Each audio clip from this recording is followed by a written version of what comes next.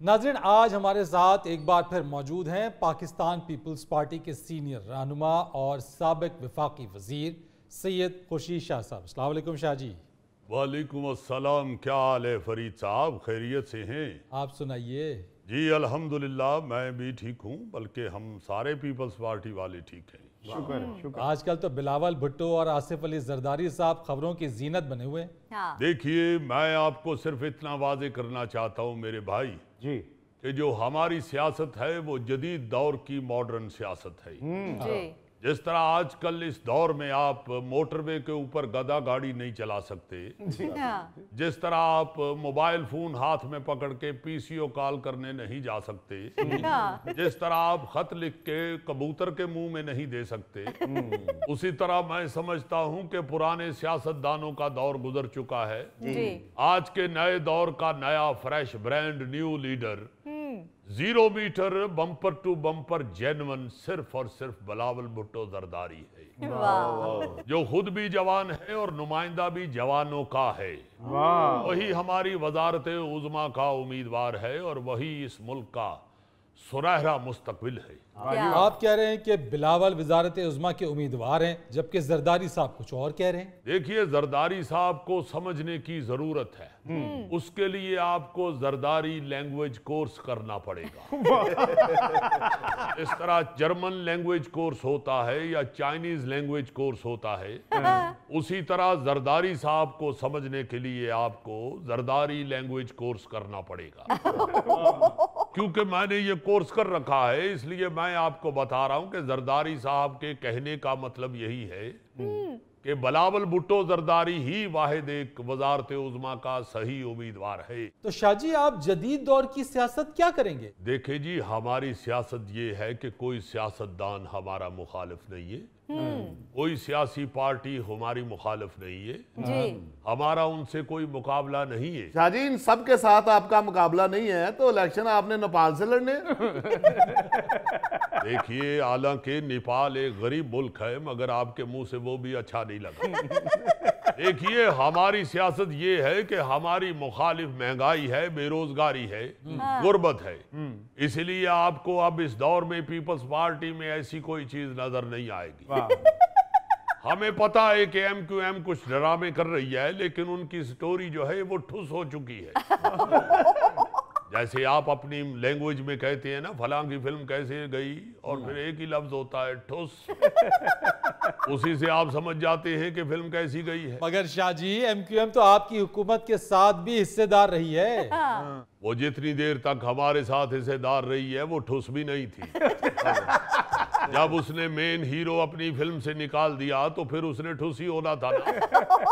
जैसे आपने देखा होगा कि अगर किसी फिल्म साज को नया सुपरहिट फिल्म का हीरो ना मिले, वो अपनी फिल्म में घसा पिटा कोई पुराना हीरो डाल ले, तो इसकी फिल्म क्या हो जाती है? अब देखिए, मैं तो नहीं कह रहा, आपके दानिश्वर कह रहे हैं ठोस। मगर शाह जी, उन्होंने नून लीग की शक्ल में नया हीरो तलाश कर लिया है। वो बंदा खुदा, नून लीग कौन सा नया हीरो है? नून लीग तो उस वक्त से फिल्म में काम कर रही है जब गूंगी फिल्में चलती थी। ये भुट्टो, ये है असल हीरो। भाई, नून लीग वाले लाडला बनने के रास्ते पे चल रहे हैं, लेकिन हमारा अकेला घोड़ा है जो आवामी है। और आप सब जानते हैं कि घोड़े की ढाई चाल सिर्फ जरदारी साहब ही चलना जानते हैं।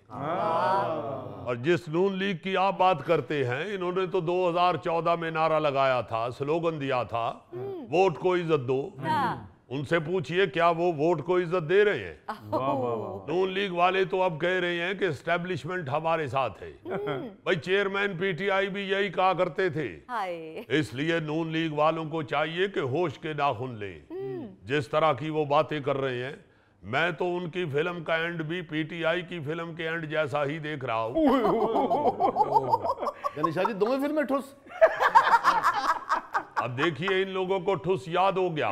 शाह जी, अभी आपने कहा कि नून लीग का नारा है कि वोट को इज्जत दो, और आपने भी तो नारा लगाया था कि रोटी कपड़ा और मकान, वो तो आपने नहीं दिया। तेरे जैसा जानवर दरख्त की टहनी पकड़ के सारा साल सोया रहता है। क्या नाम होता है उसका? गाजी कोवाला। देख लो, तुम्हारा साथी बता रहा है कोआला। भाई हमने अगर रोटी कपड़ा और मकान का नारा लगाया था तो हमने दिया भी तो है। आप पूरे पाकिस्तान में देखे लोग सारे कपड़े पहन के ही फिर रहे हैं। आपके मोहल्ले में कोई पत्ते बांध के भी फिरता है, सारे रोटी खा के सोते हैं। कभी आपको किसी घर से आवाज आई हो कि मैंने रोटी नहीं खाई? अलबत्ता गोगे के घर से ऐसे बच्चों की आवाज आ सकती है, वो भी उस दिन जिस दिन गोगा खुद पहले खाने बैठ जाए।